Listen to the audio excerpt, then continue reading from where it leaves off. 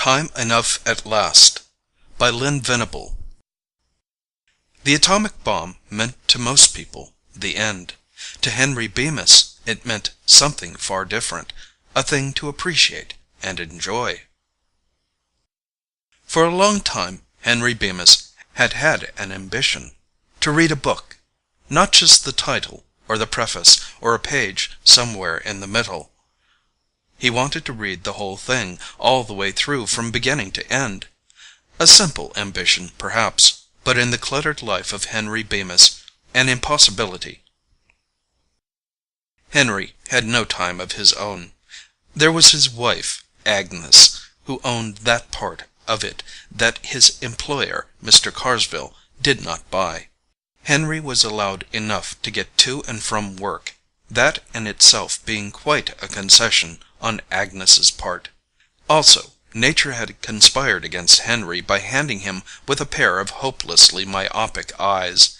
Poor Henry literally couldn't see his hand in front of his face. For a while, when he was very young, his parents had thought him an idiot. When they realized it was his eyes, they got glasses for him. He was never quite able to catch up. There was never enough time. It looked as though Henry's ambition would never be realized. Then something happened which changed all that. Henry was down in the vault of the East Side Bank and Trust when it happened. He had stolen a few moments from the duties of his teller's cage to try to read a few pages of the magazine he had bought that morning. He'd made an excuse to Mr. Carsville about needing bills in large denominations for a certain customer, and then, safe inside the dim recesses of the vault, he had pulled from inside his coat the pocket-sized magazine.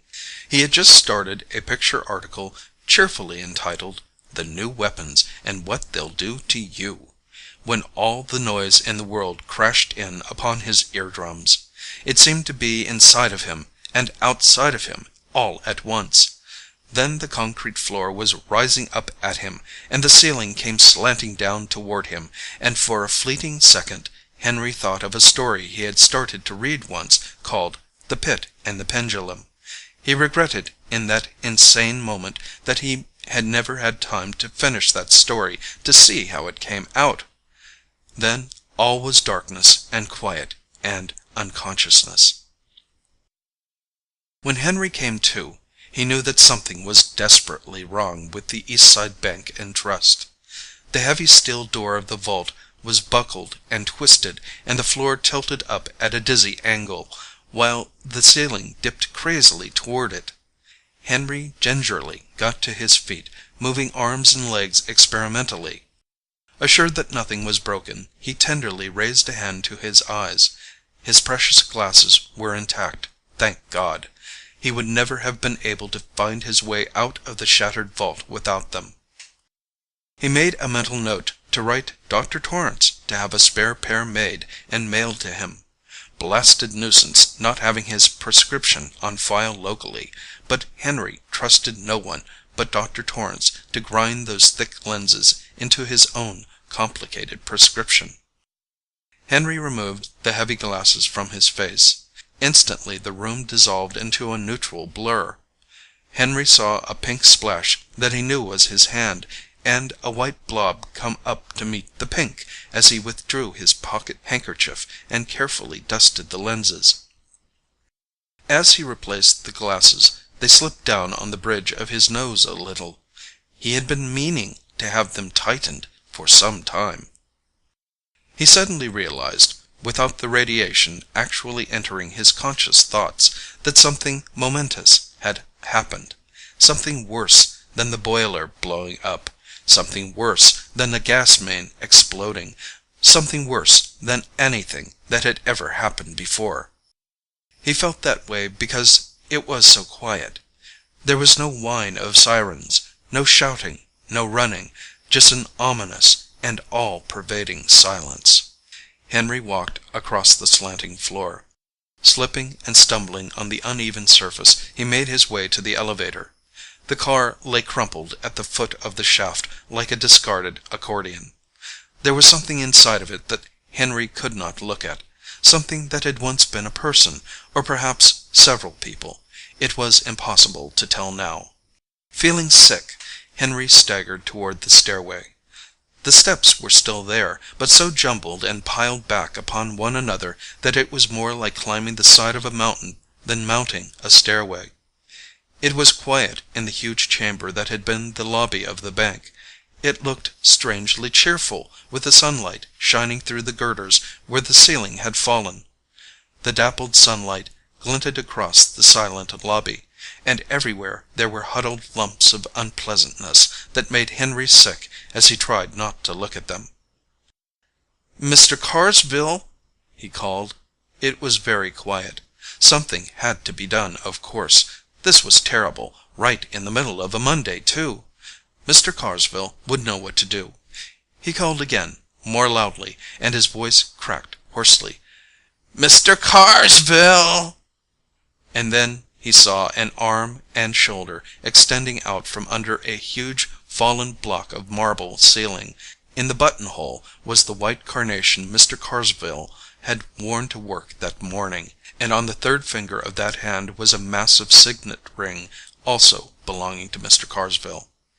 Numbly, Henry realized that the rest of Mr. Carsville was under that block of marble. Henry felt a pang of real sorrow. Mr. Carsville was gone, and so was the rest of the staff. Mr. Wilkinson, and Mr. Emery, and Mr. Prithard, and the same with Pete, and Ralph, and Jenkins, and Hunter, and Pat the guard, and Willie the doorman. There was no way to say what was to be done about the East Side Bank and Trust, except Henry Bemis, and Henry wasn't worried about the bank. There was something he wanted to do.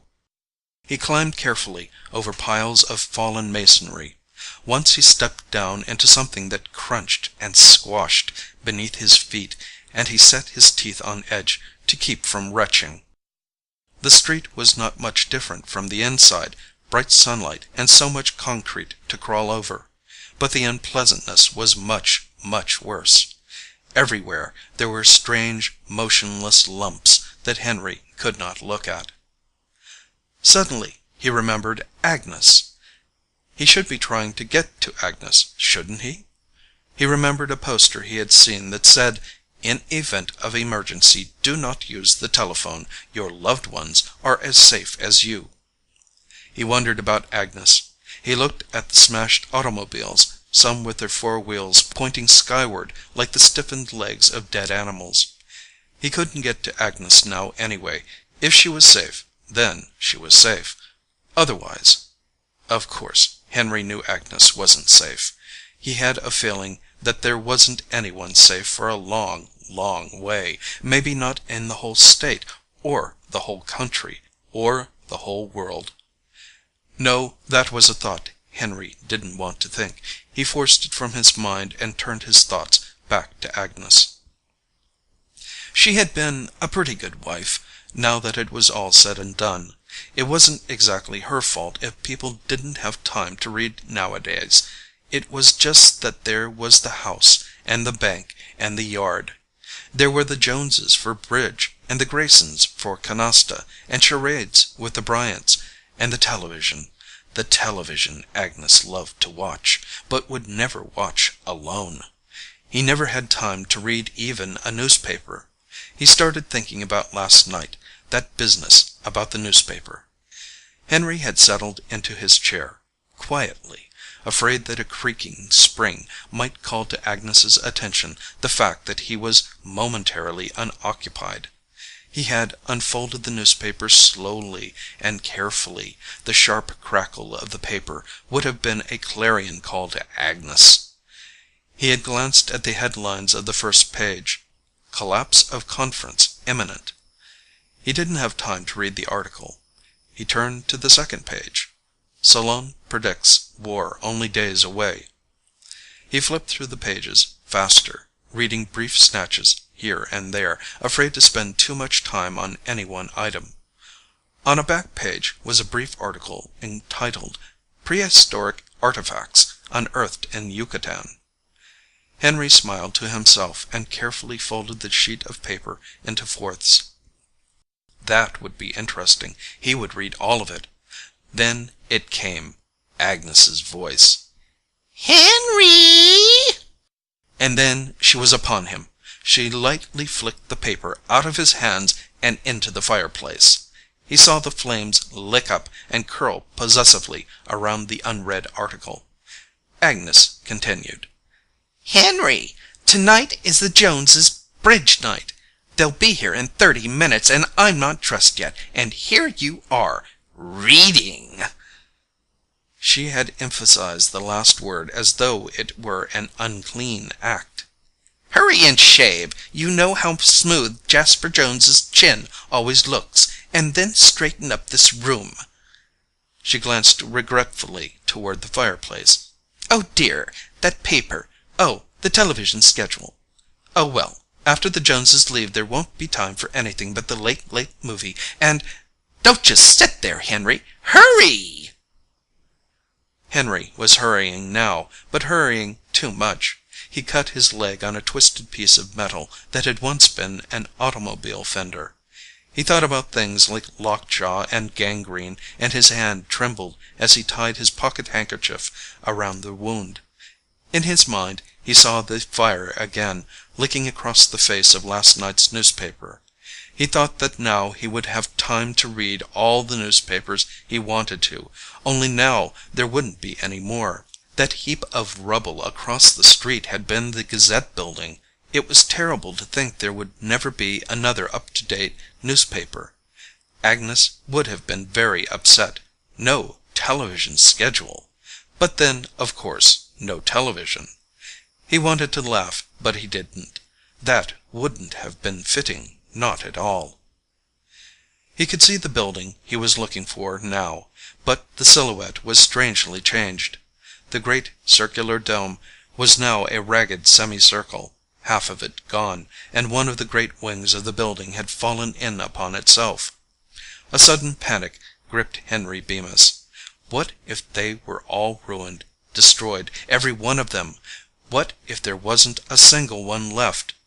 Tears of helplessness welled in his eyes as he painfully fought his way over and through the twisted fragments of the city. He thought of the building when it had been whole. He remembered the many nights he had paused outside its wide and welcoming doors. He thought of the warm nights when the doors had been thrown open and he could see the people inside, see them sitting at the plain wooden tables with the stacks of books beside them. He used to think then what a wonderful thing a public library was, a place where anybody at all, could go in and read. He had been tempted to enter many times. He had watched the people through the open doors, the man in greasy work clothes who sat near the door, night after night, laboriously studying a technical journal, perhaps, difficult for him, but promising a brighter future.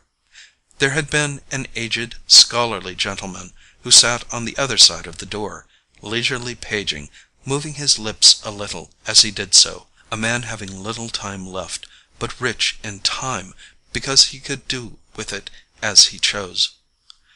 Henry had never gone in. He had started up the steps once, got almost to the door, but then he remembered Agnes, her questions and shouting, and he had turned away.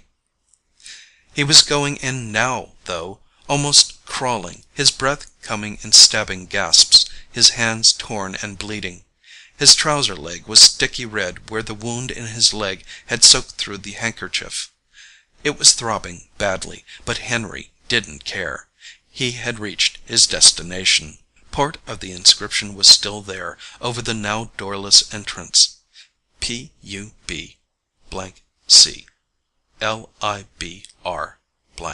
The rest had been torn away.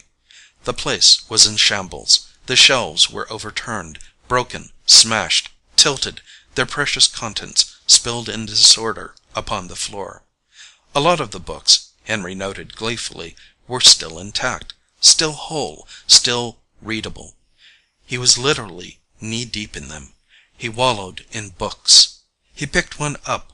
The title was Collected Works of William Shakespeare. Yes, he must read that sometime. He laid it aside carefully. He picked up another, Spinoza. He tossed it away, seized another, and another, and still another. Which to read first? There were so many. He had been conducting himself a little like a starving man in a delicatessen, grabbing a little of this and a little of that in a frenzy of enjoyment. But now he steadied away. From the pile about him he selected one volume, sat comfortably down on an overturned shelf, and opened the book. Henry Bemis smiled. There was the rumble of complaining stone, minute in comparison with the epic complaints following the fall of the bomb. This one occurred under one corner of the shelf upon which Henry sat. The shelf moved, threw him off balance. The glasses slipped from his nose and fell with a tinkle. He bent down, clawing blindly, and found, finally, their smashed remains. A minor, indirect destruction stemming from the sudden, wholesale smashing of a city, but the only one that greatly interested Henry Bemis. He stared down at the blurred page before him. He began to cry. End of Time Enough at Last by Venable.